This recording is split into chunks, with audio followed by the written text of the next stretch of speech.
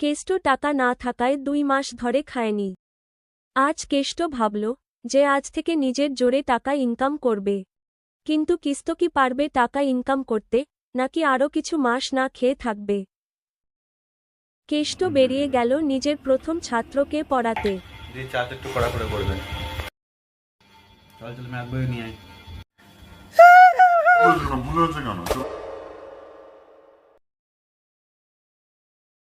আজ কেষ্ট নিজের প্রথম মাইনে নিয়ে প্রথমবার বিড়ি খেতে গেল। রে বিড়ি খাচ্ছিস? হ্যাঁ এবার কি হবে কেষ্টর?